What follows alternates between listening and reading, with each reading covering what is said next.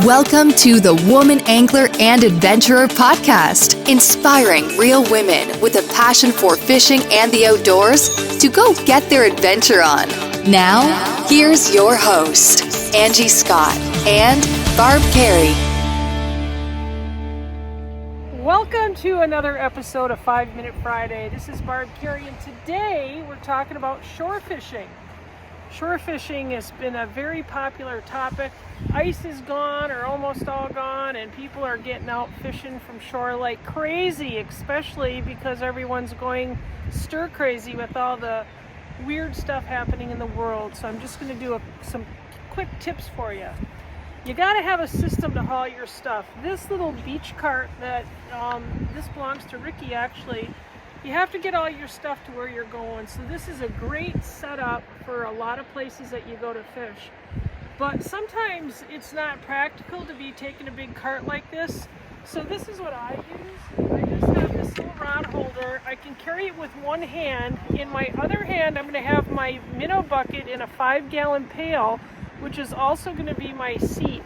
So I can traverse down pathways and trails and get into areas that aren't necessarily easy that you can get a cart into. So find a way to get your stuff together, even if you have one of these ace bandages just to wrap around them. Next, I'll show you how the rods are set up. So in the spring when we're walleye fishing, a lot of times we're fishing in rivers with current.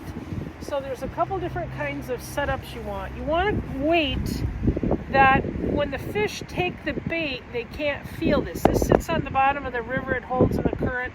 The fish will start taking this hook, and they're not going to feel that weight. If you had a big weight clamped right to the line. I like using colored hooks. Sometimes this is a little variation of the same thing. This is real popular barge fishing. This hook glows in the dark. Sometimes I'll put a little glow-in-the-dark bead here as an attractant and just fish with the minnow. The distance between this leader sometimes matters. If your buddy's catching fish and getting bites and you're not getting any, find out how long this leader is, because sometimes that makes a difference. That's going to determine where that minnow is swimming around in the water. Sometimes they like shorter ones, sometimes they like longer ones. It just kind of depends on the mood of the fish. Let the mood of the fish tell you. I like fishing with braided, high visibility line. As you can see, this rod is in the water. That is a bright orange line, because I'm going to be watching that rod tip, and the colored line makes it so much easier to watch it. Today we're fishing in Montello, Wisconsin, and this is a really nice shore fishing area set up here. If this place was packed, I'm not going to fish with 3 rods, even though I'm legally allowed to. I want to make sure that my fellow anglers have plenty of room to fish too, and kind of try to take up as least amount of room as I can. If I'm here by myself, I'm going to spread out as far as I can to cover more water. So a lot of times what will happen is when you get a bite, what I'll be doing is I'll be watching the rod tip, and you'll just see the rod tip go a tick, tick, tick. I'm going to pick this up. I'm going to reel any slack out, and I'm going to wait to feel that tick, tick, tick. I'm going to wait for that walleye to kind of let me feel it in my rod tip, and then I'm going to give a good hook set and reel it in. So if you have this basic setup pretty much anywhere for spring walleye fishing right now, you can fish for catfish like this. Obviously it's a little overkill for bluegills, but you can really fish for any species with this type of setup. The kind of minnows we're using today are fatheads or rosies. These rosies actually look like goldfish, but it's just kind of a orange colored fathead. I thought I was getting a bite here. So I'm just going to take this hook and go right under the chin and right up through. That's all I'm going to do right now, is just go right up through the chin and up.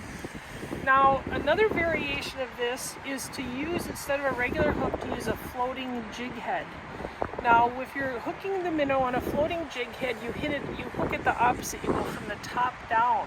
And if you just let that floating jig head float in the minnow bucket, you'll see you want that to make sure that that minnow is floating upright as it's, as the floating jig head is floating there. So double check that, how they look when they're just hooked on.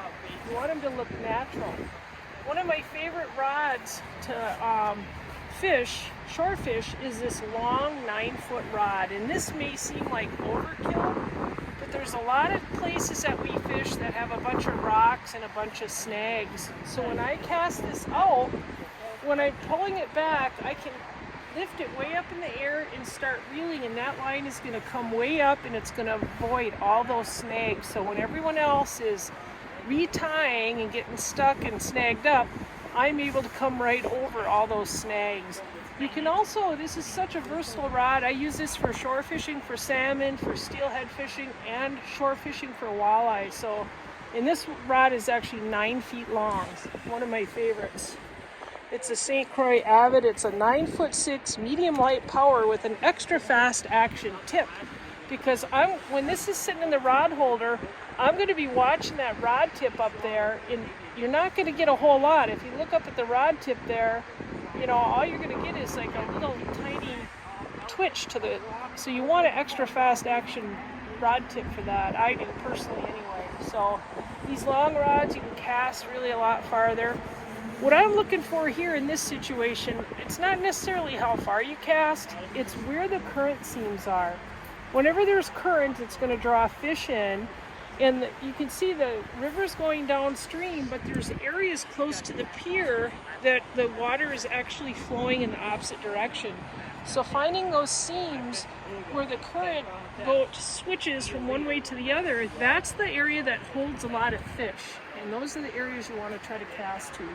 So I hope on this 5-Minute Friday you got some tips, and when you're off work and reeling in from this big virus scare, maybe you can get out and catch some fish and have a little mental health therapy.